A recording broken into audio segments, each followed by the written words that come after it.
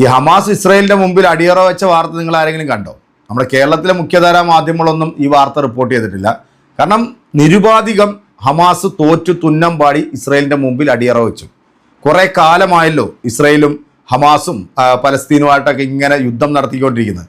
കാരണം ഒരു കാരണവും ഇല്ലാതെയാണ് ഹമാസിന്റെ ഈ തീവ്രവാദികൾ ഇസ്രായേലിലേക്ക് നുഴഞ്ഞു കയറിയും അവിടെ കുറെ 10,000 പേരൊക്കെ കൊന്നൊടുക്കിയില്ലേ. ഇസ്രായേൽ എന്ന് പറഞ്ഞ രാജ്യവും അവിടുത്തെ ഭരണാധികാരികളും അവരൊക്കെ തങ്കമാണെന്നേ. അവരൊന്നും ആരെയും കയറി ഉപദ്രവിക്കുന്നവരൊന്നും അല്ല. 10,000-കണക്കിന് പലസ്തീൻ മക്കളെ കൊന്നൊടുക്കിയ ഈ നരാധമനായിട്ടുള്ള ഈ വൃത്തികെട്ടവന് വേണ്ടി വാദിക്കാൻ നമ്മുടെ ഇന്ത്യയിൽ, നമ്മുടെ കേരളത്തിൽ ഒരുപാട് തീവ്രവാദികളുണ്ട് കേട്ടോ. കാരണം പറയാതിരിക്കാൻ പറ്റത്തില്ല. ഹാർപ്പിക് എന്ന് പറയുന്ന ഒരു പരനാറിയുണ്ട്. അവന്റെ ബാക്കിൽ ശ്രദ്ധിച്ചാൽ നിങ്ങൾക്ക് മനസ്സിലാവും. നമ്മുടെ രാജ്യത്തിന്റെ ദേശീയ പതാകയോട് ചേർത്ത് വെച്ചിരിക്കുകയാണ് ഇസ്രായേൽ എന്ന് പറയുന്ന രാജ്യത്തിന്റെ കൊടി.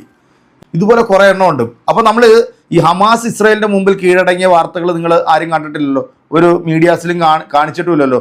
അപ്പൊ നമ്മുടെ മനു KJ അഡ്വക്കേറ്റ് പത്തനംതിട്ടയിൽ നിന്നാണ് ഈ ചേട്ടന്റെ പേര്. ഈ ചേട്ടൻ ഈ ഹമാസ് തോറ്റ വീഡിയോ ആയിട്ട് വന്നിട്ടുണ്ട്. സത്യം പറയാം, ആ വീഡിയോ കാണുമ്പം ഈ ചേട്ടൻ ഏത് വിഭാഗത്തിൽപ്പെട്ടതാണെന്നുള്ളത് നമുക്ക് വളരെ വ്യക്തമായിട്ട് മനസ്സിലാവും. ചേട്ടന്റെ പ്രൊഫൈലിൽ പോയി നോക്കിയാൽ നിങ്ങൾക്ക് മനസ്സിലാവും ആരാണ് എന്നുള്ളത്. ഹമാസ് കീഴടങ്ങി. കഴിഞ്ഞ 2-3 മാസങ്ങൾക്ക് മുമ്പ് ലോക പോലീസ് ചമഞ്ഞ അമേരിക്കയും ഇസ്രയേലും അവന്റെ മറ്റ് ശിങ്കടികളെല്ലാം കൂടെ ചേർന്നുകൊണ്ട് നിമിഷങ്ങൾ കൊണ്ട് ഇറാനെ ഞങ്ങളെ കൊണ്ട് ഭസ്മമാക്കുമെന്നും പറഞ്ഞുകൊണ്ട് ഇറങ്ങി തിരിച്ചായിരുന്നു. 3-4 മാസമായി ഒരു പൂട പോലും ചൊറിയാൻ പറ്റില്ല. അവരുടെ 2-3 നേതാക്കന്മാരെയും ഒറ്റിലൂടെ കൊല്ലാൻ ഇവർക്ക് സാധിച്ചു എന്നുള്ളതാണ്. ഇപ്പം നമ്മുടെ ഇന്ത്യയും ഇറാനും തമ്മിലുള്ള ഒരു ബന്ധം, വർഷങ്ങളായിട്ടുള്ള ബന്ധം, ആ ബന്ധം ഇപ്പോഴും അതുപോലെ തന്നെ നിലനിൽക്കുന്നുണ്ട്. ഇതൊന്നും ഈ സംഖ്യകൾക്ക് അറിയത്തില്ല. കാരണം ഇപ്പോൾ അമേരിക്കയെ നമ്മുടെ പ്രധാനമന്ത്രി സപ്പോർട്ട് ചെയ്ത് പോയപ്പോഴത്തേക്ക് 8ന്റെ പണിയാണ് അവൻ തിരിച്ചിങ്ങോട്ട് കൊടുത്തത്. ഇത്രയൊക്കെ സപ്പോർട്ട് കൊടുത്തിട്ടും ഇറാൻ എന്ന് പറയുന്ന രാജ്യമോ അവിടുത്തെ ജനതയോ നമ്മുടെ ഇന്ത്യക്കാരെ ഏതെങ്കിലും തരത്തിൽ ബുദ്ധിമുട്ടിച്ചോ? ഇപ്പം നമ്മുടെ ഈ ഹോർമൂസ് കടലിടുക്കിൽ നമ്മുടെ 3-4 കപ്പലുകൾ അമേരിക്ക നശിപ്പിച്ച വാർത്തകൾ നമ്മുടെ ഇവിടുത്തെ മാധ്യമങ്ങൾ റിപ്പോർട്ട് ചെയ്തു. ഇത് ഞാൻ പറയുന്നതല്ല, മാധ്യമങ്ങളിൽ വന്നിട്ടുള്ള വാർത്തയാണ്. നിങ്ങൾക്ക് അത് പോയി നോക്കിയാൽ കാണാം. അപ്പം ഹമാസ് ഇസ്രായേലിന്റെ മുമ്പിൽ കീഴടങ്ങി എന്നാണ് നമ്മുടെ ചേട്ടായി എന്ന് പറയുന്നത്. നമുക്ക് ആ വാർത്ത ഒന്ന് കേട്ടു നോക്കിയാലോ. വാ. നമസ്കാരം. ഹമാസ് തീവ്രവാദികൾ ഇസ്രായേലുമായി യുദ്ധം ചെയ്ത് പരാജയപ്പെട്ട വിവരം ഒരു മാധ്യമവും വെളിയിൽ കൊള്ളുന്നില്ല. ഓഗസ്റ്റ് മാസം 1-ാം തീയതിയിലെ മാതൃഭൂമി ദിനപത്രത്തിലെ ചെറിയൊരു കുളത്തിൽ ഹമാസ് നിരായുധീകരണത്തിന് സമ്മതിച്ചു. എന്നുവെച്ചാൽ ആയുധം വെച്ച് കീഴടങ്ങി. ആരും ശബ്ദിച്ചില്ല, ആരും ഈ വാർത്ത കൊടുത്തില്ല, ആരും അറിഞ്ഞതുമില്ല. മാതൃഭൂമി ദിനപത്രത്തിൽ ചെറിയൊരു കുളത്തിൽ ഉണ്ടായിരുന്നു. വാർത്ത കൊടുക്കാൻ ആർക്കും ധൈര്യമില്ല. കാരണം ഹമാസ് അനുകൂലികളായ ആൾക്കാർ ഒട്ടേറെ പേർ ഈ കേരളത്തിലുണ്ട്. കേരളത്തിലാണ് ഏറ്റവും കൂടുതൽ ഹമാസ് തീവ്രവാദികളെ അനുകൂലിക്കുന്ന നിശബ്ദ തീവ്രവാദികൾ ഉള്ളത്.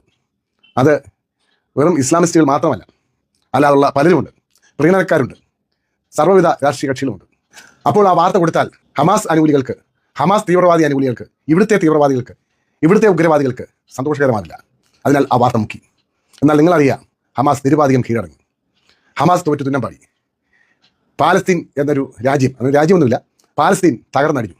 അവിടെ പട്ടിണിയും പരിവട്ടവുമായി ജനങ്ങൾ ഗതികേടിലാണ്. ഗതികേടിലായ ജനങ്ങളോട് സഹതാപമുണ്ട്. അവർ ഈ തീവ്രവാദികളുടെ കയ്യിൽപ്പെട്ട് ദുരിതം അനുഭവിക്കുന്നവരാണ്.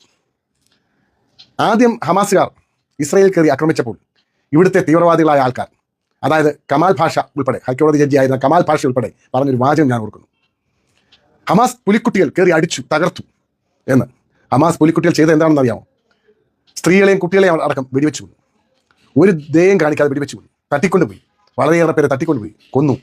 അതാണ് പുലിക്കുട്ടികൾ ചെയ്തത്. രാജ്യത്ത് കയറി നിരപരാധികളെ കൊന്നതാണ് ഹമാസ് പുലിക്കുട്ടികൾ കാണിച്ച ധീരത. ആ കമാൽ ഭാഷ അത് പറയുമ്പോൾ അദ്ദേഹത്തിൻ്റെ മുഖത്തെ ഒരു സന്തോഷം ഒന്ന് ഓർക്കുക. ഇത്രയും ഉയരത്തിലിരുന്ന ആ വ്യക്തി പോലും ഒരു ഇസ്ലാമിസ്റ്റാണ്, ഒരു ഇസ്ലാമിക തീവ്രവാദിയാണ് എന്നുള്ളതിൻ്റെ ദൃഷ്ടാന്തമാണത്. അങ്ങനെ അടി അങ്ങോട്ട് തുടങ്ങിയവനെ ഇസ്രായേൽ ശരിക്കും തിരിച്ചടിച്ചു. ഹമാസുകാരൻ വാലിൽ തീ പിടിപ്പിച്ച് ഓടി. ജനങ്ങൾ കഷ്ടപ്പെട്ട് പലായനം ചെയ്തു. കെട്ടിടങ്ങളെല്ലാം തകർന്നു. പാലസ്തീൻ ഒരു നരകഭൂമിയായി. അപ്പോൾ സഹതാപം, പാവം പാലസ്തീൻകാരെ, കുട്ടികളെ വധിക്കുന്നു, പാവങ്ങളെ വധിക്കുന്നു എന്നൊക്കെ പറഞ്ഞ് കരച്ചിലായി. സർവ്വവിധ രാഷ്ട്രീയ കക്ഷികളും കരച്ചിലോടെ കരഞ്ഞ് അവർ ഭയങ്കരമായിട്ട് വിഷമിച്ചു. ഏറ്റവും വലിയ രസം, ഇസ്രായേലിനെതിരെ ഐക്യദാർഢ്യം പ്രഖ്യാപിച്ചെടുത്ത രാഷ്ട്രീയ കക്ഷികൾ, ഇസ്രായേലുകാർക്ക് ഇവിടുത്തെ രാഷ്ട്രീയക്കാരൊന്നും അറിയത്തില്ല. എന്തായാലും അടിമൂത്തു. അടി ശരിക്കും വാങ്ങിച്ചു കിട്ടിയപ്പോൾ കരച്ചിൽ കൂടി. അവസാനം തീർത്തും പരാജയപ്പെട്ട് നിരായുധീകരണം സമ്മതിച്ചു. അതായത് കീഴടങ്ങി, ആയുധം വെച്ച് കീഴടങ്ങി, സാഷ്ടാംഗം പ്രണമിച്ചു ഹമാസുകാർ. ഇതിൽ പരം സന്തോഷം മറ്റൊന്നുമില്ല. ഇത് 1-ാം തീയതിയിലെ ന്യൂസാണ്. ഞാൻ ഇടാൻ താമസിച്ചുപോയി. എങ്കിലും അത് ഇടാതിരുന്നാൽ ഒരു പാപമാണ്. കാരണം ഈ പരാജയം ഇവിടുത്തെ നിഷ്പക്ഷമതികളായ ജനം ആഗ്രഹിക്കുന്നതായിരുന്നു. ഒരു വാർത്താ ചാനലും ഹമാസിനെ വിമർശിച്ച് ഞാൻ കണ്ടില്ല. ജനം ടി വിയിൽ മാത്രം കണ്ടു. അത് RSSന്റെ ആരോപണം. ജനം TV മാത്രം വിമർശിച്ചു. ബാക്കി എല്ലാ ചാനലും ഹമാസിനെ പ്രകീർത്തിച്ചും ഇസ്രയേലിനെ താഴ്ത്തിയും പാലസ്തീൻ്റെ ദുരിതവും കുട്ടികളുടെ മരണവും സ്ത്രീകളുടെ മരണവും ഒക്കെ കാണിച്ചു. അവിടെ സംഭവിച്ചത് എന്താണ്? അവിടുത്തെ ഉഗ്രവാദികൾ കുട്ടികളെയും സ്ത്രീകളെയൊക്കെ ഷീൽഡാക്കി യുദ്ധം ചെയ്തു. ആശുപത്രികളിലും മറ്റും പോയി ഒളിച്ചിരുന്നു. അപ്പോൾ ഇവർക്ക് അവിടെ തകർക്കുകയെ നിവർത്തിയുള്ളൂ, അല്ല നിവർത്തിയില്ല. അങ്ങനെ പലരും മരിച്ചു, കഷ്ടമായി പോയി. പക്ഷേ ഈ യുദ്ധം ചെയ്ത് അവസാനം ഹമാസുകാരൻ ഇല്ലാതെയായി. ബംഗറിൽ ഒളിച്ചിരുന്ന ഹമാസുകാരൻ്റെ സ്ത്രീ അറിയാമോ? ഇസ്രയേലുകാരൻ കൊണ്ടുപോയി കോൺക്രീറ്റ് അടിച്ച് കയറ്റി ബംഗറിൽ അടച്ചു. അവൻ അവിടെ ഇരുന്ന് പട്ടിണി ഇരുന്ന് അല്ലെങ്കിൽ ശ്വാസം കിട്ടാതെ മരിക്കും. വലിയ ടൺ കണക്കിന് ഉള്ള കോൺക്രീറ്റ് കൊണ്ട് അടച്ചു. ഇവൻ അകത്തിരിക്കും. അവരെ കോൺക്രീറ്റ് പൊട്ടിക്കാനും അകത്ത് കയറാനും പിടിക്കാനൊന്നും പോയില്ല, അടച്ചു കൊടുത്തു. ഭൂമിക്ക് അടിയിരിക്കും അളിയന്മാർ. അങ്ങനെ ഇസ്രയേൽ എന്ന ഒരു ചെറു രാജ്യം നമ്മുടെ കേരളത്തിൻ്റെ അത്രയും പോലുമില്ല. ജനസംഖ്യ വളരെ കുറവ്. ഇസ്രയേലിൻ്റെ വലിപ്പം കേരളത്തിൻ്റെ 57%. അതായത് കേരളത്തിൻ്റെ പകുതിയിൽ നിന്നും കുറച്ചുകൂടെ കൂടുതൽ. ജനസംഖ്യ 1,40,00,000 ആൾക്കാരാണുള്ളത്. അതിൽ 73% മാത്രമേ ഉള്ളൂ യഹൂദർ, അതായത് ജൂതന്മാർ. 18% മുസ്ലിങ്ങളാണുള്ളത്. പിന്നെ കുറച്ച് അന്യമതസ്ഥരും ക്രിസ്ത്യാനികളും ഒക്കെ ആയിട്ട്. അങ്ങനെ ഒരു കൊച്ചു രാജ്യമാണ് ഇസ്രയേൽ. അവിടുത്തെ മുസ്ലിങ്ങളെല്ലാം വളരെ ദേശഭക്തിയുള്ളവരാണ്. അവിടുത്തെ പട്ടാളത്തിലും പോലീസും ഒക്കെ ജോലി ചെയ്യുന്നവരാണ്. അവർക്ക് അവരുടെ രാജ്യം, അവരുടെ ദേശീയത വളരെ പരമപ്രധാനമാണ്. ആ ഒരു ജനത, ആ ഒരു ജൂത ജനത, അവരുടെ ദൃഢനിശ്ചയം, രാജ്യസ്നേഹം, യുദ്ധ വൈദഗ്ധ്യം, ഇവ സമ്മതിക്കാതിരിക്കാൻ പറ്റില്ല. ഇതൊക്കെയാണ് നമ്മൾ ഇതിൽ കണ്ടത്. അവിടെ ഇസ്രയേലുകാരന് യുദ്ധം പുത്തരിയല്ല, എന്നും അവർ യുദ്ധഭൂമിയിലാണ്. എന്നാൽ അവിടുത്തെ ജനങ്ങൾ വളരെ ഹാപ്പിയാണ്. അവിടെ ജോലി ചെയ്യുന്ന എൻ്റെ ഒരു സുഹൃത്തുണ്ട്, നേഴ്സാണ്. അവർ പറഞ്ഞത് അവിടെ യുദ്ധം അവർക്കൊരു പുത്തരിയല്ല, യുദ്ധത്തോട് അവർക്ക് ഭയവുമില്ല. ആ രാജ്യം അതുപോലെ സംരക്ഷിക്കുന്നുണ്ട്. ഇറാൻകാരനോ ഹമാസോ അവിടെ വാണം തൊടുത്ത് വിടുമ്പോഴേ ഇവിടെ അലാറം അടിക്കും. എല്ലാവരും ബംഗർ കയറി വിളിക്കും. ആ വാണം ഇറക്കി വെച്ച് മറുവാണം കൊണ്ട് തട്ടിക്കളയും. എങ്കിലും ചില പൊടികളും പൊട്ടും പൊടിയൊക്കെ വീണ് ചില അപകടങ്ങൾ പറ്റും. എങ്കിലും ഇസ്രയേലിനെ തകർക്കാൻ, ഇസ്രയേലിനെ ഒരു പോറൽ പോലും ഏൽപ്പിക്കാൻ ഈ ഇറാനും കഴിഞ്ഞിട്ടില്ല, ഹമാസിനും കഴിഞ്ഞിട്ടില്ല. ഒരു തരത്തിലൊരു അത്ഭുത രാജ്യമാണ് ഈ ഇസ്രയേൽ. ലോകത്തിൻ്റെ ബുദ്ധി ശിലാകേന്ദ്രമാണ് ഇസ്രയേൽ. ലോകത്തിലെ ഏറ്റവും ബുദ്ധിമാന്മാരായ ആൾക്കാർ ഇപ്പോഴും ഉള്ളത് ഇസ്രയേലിലാണ്. അവരുടെ ടെക്നോളജി, അവിടെ എല്ലാം അവരുടെ കണ്ടുപിടുത്തങ്ങൾ ഒരു ദിവസം പിൻവലിച്ചാൽ ലോകം നിശ്ചലമാകും. കേട്ടല്ലോ, അഡ്വക്കേറ്റാണ് ചേട്ടൻ. ഇനി ഈ വാർത്ത ആകെ ഇവിടെ കാണിച്ചെന്ന് പറഞ്ഞാൽ മലൻ TV മാത്രമേ കാണിച്ചിട്ടുള്ളൂ പറയുന്നത്. അതായത് ഹമാസ് നിരുപാധികം ഇസ്രയേലിൻ്റെ മുമ്പിൽ സാഷ്ടാംഗം കീഴടങ്ങി ആയുധം വെച്ച് അവരങ്ങ് ഒഴിഞ്ഞു മാറി. ഇസ്രയേലിൽ കയറിയിട്ട് 10,000 പേരെ കൊന്നതാണ് നമ്മുടെ ചേട്ടായിയുടെ സങ്കടം. വർഷങ്ങൾ ഇത്രയായിട്ട് ജനിക്കുന്ന പിഞ്ചു മക്കളെ, മകളുടെ പോലും പ്രായമില്ലാത്ത പെൺമക്കളെ ക്രൂരമായി ബ്രൂട്ടലായിട്ട് ബലാത്സംഗം ചെയ്തു കൊന്നതും വെടിവെച്ച് കൊന്നതും അവിടുത്തെ പാവം പിടിച്ച വൃദ്ധന്മാരെയും വൃദ്ധകളെയൊക്കെ ക്രൂരമായി കൊലപ്പെടുത്തിയതും അവരുടെ രാജ്യം തന്നെ നശിപ്പിച്ച് കളഞ്ഞതിനോട് ഒന്നും ചേട്ടനൊരു പ്രശ്നമില്ല. ഇയാളെയൊക്കെ നമ്മൾ മനുഷ്യൻ എന്നെങ്ങനെയാണ് വിളിക്കുന്നത്? മനുഷ്യഗണത്തിൽ കൂട്ടാൻ കൊള്ളാവോ ഇതിനെയൊക്കെ? സത്യം പറയാം, ഇതുപോലുള്ള ചില ജന്മങ്ങൾ നമ്മുടെ മലയാളികൾക്ക് തന്നെ അപമാനമാണ്. അഡ്വക്കേറ്റ് ആണെന്നൊക്കെയാണ് പറയുന്നത്, എഴുതി വെച്ചിട്ടുണ്ട് അതിനകത്ത് അഡ്വക്കേറ്റ് ആണെന്നൊക്കെ. എൻ്റെ പൊന്നു ചേട്ടാ, മനുഷ്യത്വം എന്ന് പറഞ്ഞൊരു സാധനം വേണം കേട്ടോ.